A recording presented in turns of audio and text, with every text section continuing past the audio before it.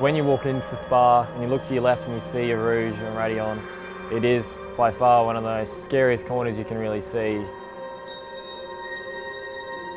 The elevation, the compression at the bottom, everything about it. Every time you go through there, you're virtually holding your breath. Rear tires are gone, so watch out for punctures and everything, guys. Yeah, no problem. Yeah, before I know it, the car has dropped down. I can't turn, I can't really even slow down the car. It's just going straight for the wall.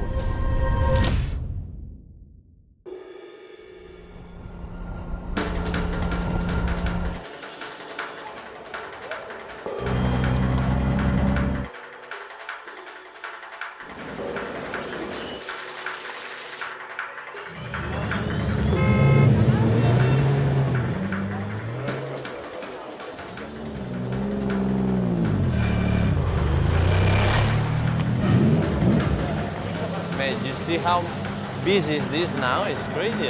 Unbelievable. It's like the whole town's just full of people. A unique part of Spa. That's what I like about this week. Don't get to do this anywhere else. There you go. It's great atmosphere down there. Craziest competition this year. 66 cars. It's going to be half the 24 hours. It really feels like the start of the week's here, and you can't wait to get in the car on the Thursday.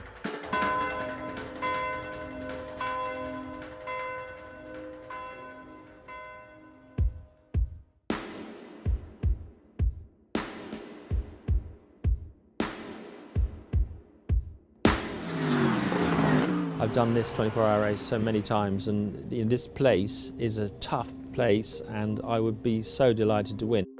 We're immensely well prepared, although I say so myself. We bought 2 cars which are new engines, new gearboxes. We've given it our very best shot. I've just swapped the drumsticks over to our race start set. What we'll do, we'll drop the car on the flat pack, set the geometry on our race start set. The ones which are taken off, that will become our first spare. So can you organise getting that in the first spares box for us, and then hopefully we won't need them, but if we do, you'll be in charge of grabbing them for me, please. It's been many years since the GTR last won this very prestigious event. You know, it's been over 26 years, and for us to be able to do that would be an amazing achievement. Being realistic, it won't be easy, but we're going to obviously give it our best shot. And you need a great deal of good fortune. Qualifying for the total 24 hours of Spa shortly to get underway. With the qualifying being split into day and night qualifying, we always kind of know that first session's probably going to establish the quickest times.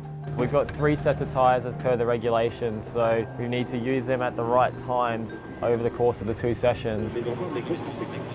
Green flag is shown and qualifying gets underway. Now we're going to have an indication of who is quick. 2:18.6, of course he knows the team, knows the car, knows the circuit. Right, you're on board now with Lucas Ordonez. Oh, Lucas, I think he was just a little bit cautious as he came over the top of radio, took a big chunk and he's pulled over to the right, and he knows that this lap has been again compromised. Let's cars go through. I started the qualifying, the first one, and suddenly something went wrong. I pit again on the garage to see if the mechanics can fix the car. The other major consideration, of course, is to get through this without any damage, so the teams don't have terribly long a night and an arduous morning before that warm-up session. In theory, the times ought to come towards the end when it's a bit cooler, but of course the light fades. Lucas is out there and just put the new tyres on, and unfortunately there's some form of an engine gremlin that keeps rearing its ugly head, and unfortunately we're just having to keep coming back in the box, and we're wasting some tyres, which is extremely frustrating. We've just finished qualifying 1, and to be honest it went pretty well. We ended up P27. For us that's a stepping stone to moving into night qualifying. Car 23 had a small problem just at the wrong moment when it was on its new tyres. That's all it takes to wreck the lap. We've ended up in P34, which is not where we want to be. So just about to head into Q2, we've got some new rubber onto the car. We made some few minor tweaks to the car, and I'm feeling really confident to make it into Super Pole. It's now night qualifying and we're quite excited for this next one. Matt's doing really well, he's got some really good pace. So this first push lap, I need to go hard. I need to go maybe like 95%. So I'm going down into Eau Rouge. I've taken a bit of curb on the inside. And I think as I've gone over this curb, I've actually slipped the tyre. I knew as soon as I came off that curb something was wrong. Oh, there's somebody out by the Nissan. It's a Nissan, yeah. That's going to be a red flag as well. It will be. Is that 22? It is. It's 22. Is that Matt Parry? It's Matt Parry at the wheel of it. Well, as a team manager, the only thing that you ever constantly worry about is obviously someone getting hurt. You're really worried about everyone being okay. Had a major incident in the exit of Eau Rouge. You can see all the liquid that's come out of the front of it. Big, big damage.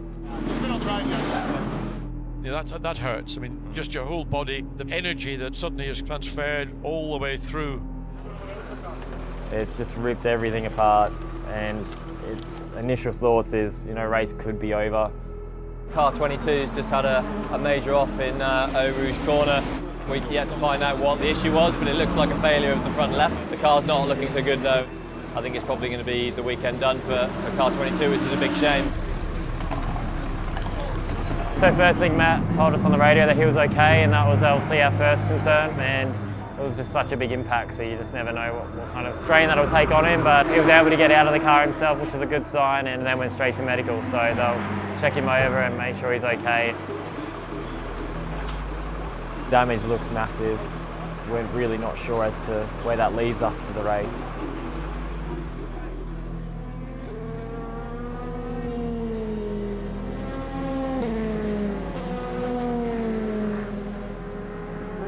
Quality's not going our way at the moment, you know, that's the way it goes. It didn't last year, but we've got one new set of tyres left to go. Nissan have bounced back after the loss of one of their cars. Strong run by Lucas Adonez, up into 8th position. Lucas has just absolutely smashed a lap, a lot faster than we've been here before, so he's done a stunning job, and we've managed to end the session in P9, so we're firmly inside the top 20, which is the main thing now. We're in Super Pole. So it's crazy what can happen in the motorsport world. As simple as one pit garage. On our side, we've got a bit of despair and shock. 23 with Lucas has performed the best lap we've ever seen with a Nissan GTR around Spa, and has been able to secure a position into Super Pole.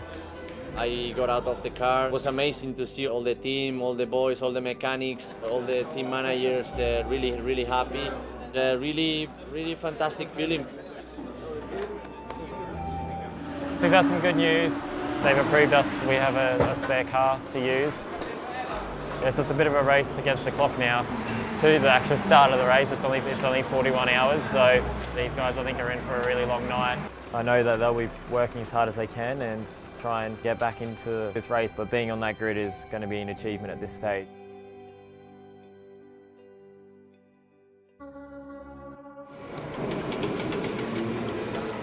We came in this morning and the cars looked brand new.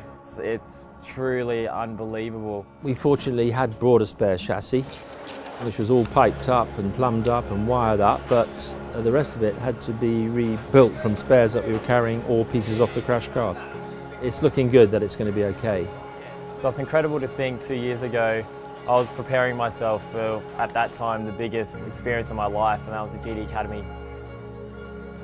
Matt is doing really well. He's been upgraded from Pro-Am category to Pro, which is a massive step. It's a lot of pressure for him. So the step up to being in the professional class this year has been quite daunting for me in a way. You know, you've gone into AM and you're learning the tracks, and then you're in the hardest category there is with the best drivers. He's really doing well, learning and pushing every race we can. For me, it's been a massive learning experience, and I can't thank the team and my teammates enough throughout the year. Here at Spa-Francorchamps, we get ready for Super Pole, the top 20 shootout to determine the front of the grid.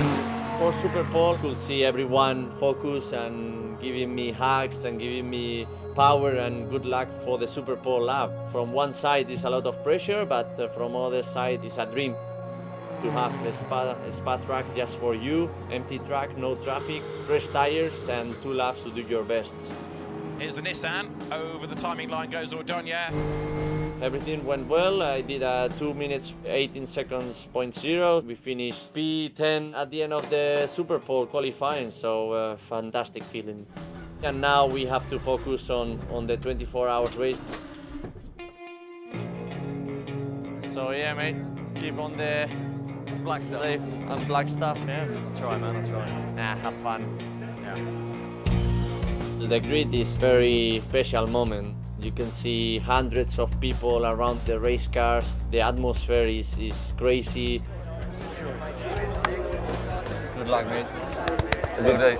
Starting Spa 24 hours is an amazing thing. When the lights go green, you just don't want to lose any positions the first couple of laps. You either want to hold station or ideally make up a few spots. 63 cars going up the hill there. It's almost impossible to put all the cars together in that corner. Hopefully by the time we get here, we'll be one by one. When you're 2 by 2 is Yes. scary.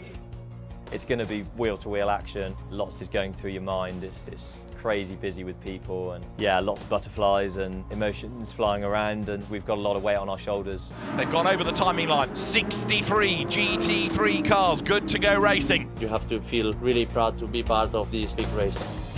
The best GT racers in the world. Spa 24 hours, good to go now with 2 wheels on the grass. His Maxi Buki was really keen to get going there as they thunder downhill for the first time. Pitty Keller, it is that lead sideways. So we started from the pit lane, all the cars went past, we went off, all fine, went up to Lacombe, and yeah, the car cut out basically. Didn't have any gears and it just grinded to a halt. And it's gone wrong already for 22 because that is the car, I think, stationary out on the circuit. We knew how many hours they put in just to get us back into the race, and then to see us stopped on the side of the road without even being able to complete the first lap. I think our hearts sank a bit, and it wasn't even just for us, it was for the boys and the team. They'd worked so hard. Tell him to stay in the car. Turn 7, I think. It's the one unique thing about Spa is that if you do have a problem on track, you have to sort it out yourself. I've never ever experienced anything like it before.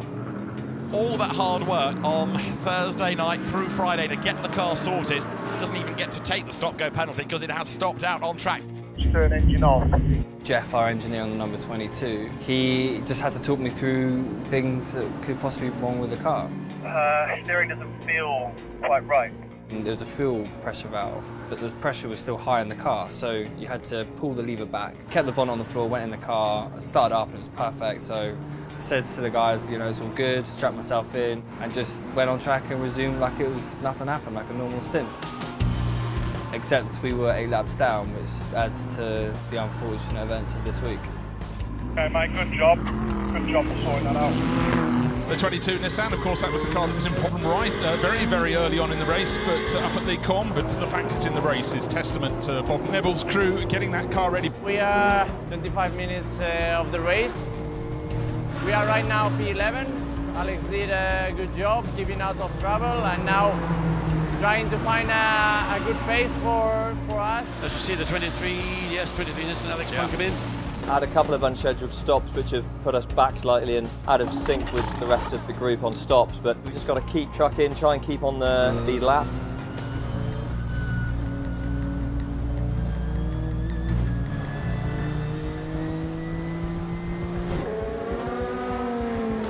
And there is your race leader, Lucas Ordonez.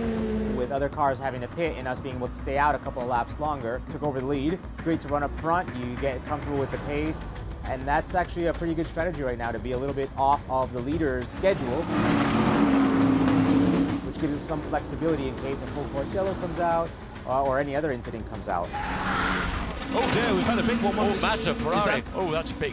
and that's to Eau Rouge. Big impact. Before Parry got in the car at the end of my stint, there was a massive accident at the top of Eau Rouge again. After that is, I think we'll be seeing a safety car for that one. We'll go to full course yellow, I am sure of that. Wasn't sure how that was going to affect Parry. Getting back in the car felt a bit strange to jump in that car after I crashed into Eau Rouge at 100 miles an hour. To overcome that, and I got to just forget about that. I suppose my dad would like me to say it was the same as golf, isn't it? You've got to forget about your last swing, if it's a bad one, that is. Thankfully, he's got in the car and he's just back to business. He's such a professional, he's got so much experience. 6 hours into the race and we're on the lead lap still. We've got a good couple of points there in the top 10. running sensibly in the tail of the top 10. I think 10th place with Alex Bunkum on board. At the minute, it's a little bit tough. We just started our cycle of double stints. I was the first to go in. We've unfortunately not got any aircon because of the crash we had in the other car. All adds to the challenge. It is difficult at the minute, but yes, the pace seems to be pretty good and we're making our way through the field. Physically, the race has been super demanding. You know, we're normally used to only doing 1 hour stints, and it is so hot in the car. Obviously, in the daytime, it's super tough. The hardest thing I've ever done. Top 40 position for them would be great, coming from the pit lane at 20 car recovery. So I think that that's an admirable, and finishing a 24-hour race, especially Spa, is an achievement in itself. Night signaling, all cars lights on. I do love to drive at night. It's a very special moment for me. I do love to go flat out on fresh air and driving at night here in Spa. It's such an unbelievable experience. And here is 23, and this is a problem. The trolley dollies are going underneath. We've had a couple of braking issues. I had a brake disc fail on me a little earlier, which was a bit scary going into the last corner. I had not very much braking at all, so I had to go straight through.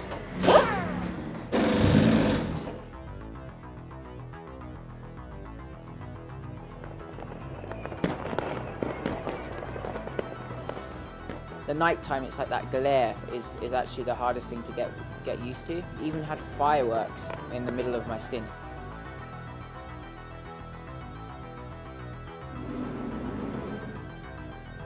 The double stint that I had to go through in the night was fun, exhilarating, interesting and scary. Rain, rain, rain. Rain, rain, rain, rain, Oh rain. yes, that's so that just is, that spitting. is at Stavolo, isn't it? At the bottom of the hill. I got the rain and I was on slicks towards the end of my stint, and I was really proud to be able to bring it back to the garage. It does sound like a simple task, but when you can't see out of the windscreen and the wipers going crazy and you're on a slick tyre, it's a hell of an effort to get back. That was probably the scariest lap I've ever done, but yeah, that's Spa and you've got to deal with those situations. I was really delighted the way he settled in and the approach he had. I couldn't ask for more. Yeah, I've been impressed with him. It's the first time that he's really cut the map. I was out there in dawn, which is my favourite time of the race, and had a good set of tyres and some nice clear laps, and yeah, I managed to set the car's fastest lap.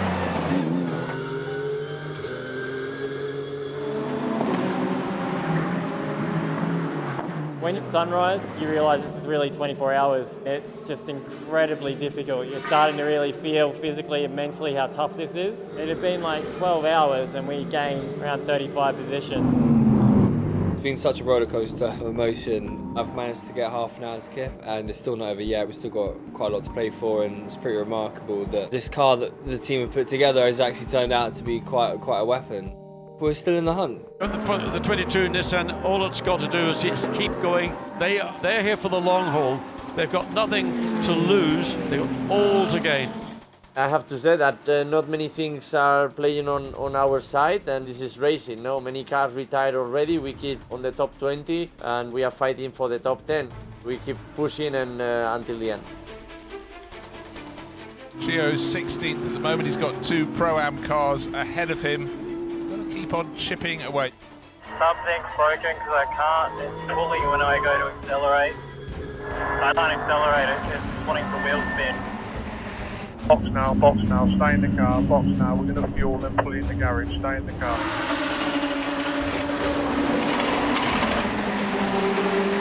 With 1 hour 20 to go and the car coming with a problem, I heard it from Jeff, our engineer, that we have mechanical issues.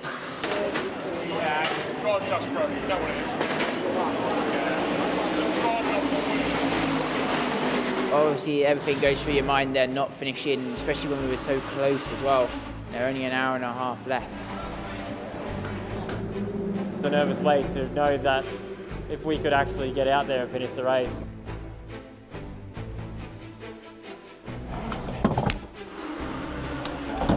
The common theme is never give up, because things go wrong and you think that we're out of it, we're done for, but if you can get back in the game, it can pay dividends. I feel for the team. They just work so hard They replaced the gearbox in 20-30 minutes and got us out there to finish. Last lap. The clock has beat down to nothing.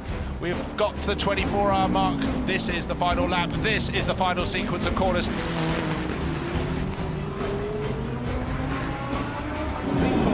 The crew's up on the pit wall, ready to cheer and celebrate.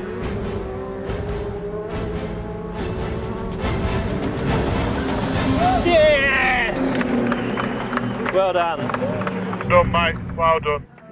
Did it the hard way. Congratulations. Thanks for the gearbox change in the last hour. Mega. Well done, mate. Brilliant. Bringing it home. Well done, guys. Mega job. First of all, it's great to get car 23 to the flag in a pretty good position, to be fair. We ended up P12, which was a great effort considering our unscheduled stops that we had. About 24 hours and doing it the hard way. This team for sure put in the effort today and deserves a great round of applause for their efforts. Both the 23 and 22 car finishing very respective positions in 12th and 18th in class. This has definitely been the hardest race ever by miles. Right, there's not even anything that even comes close to it. You're pushed to the limits, team, drivers, the car, elements, everything. It's been, I think, the hardest about 24 hours for me. Really proud right now for the team. No, they did an amazing job. From another side, I feel really frustrated because we had really good car to finish in the top 10, but unfortunately we had so many problems. So yeah, that's part of this game. Sometimes you are lucky, sometimes not. It's been an amazing learning curve again. I feel like a different driver. And yeah, I hope that I get to come back and compete in the 24 hours of Spa again with this amazing team. When you do take the checkered flag in very creditable positions, you think, well, you know, we have done that. There's people who are coming away from here with nothing.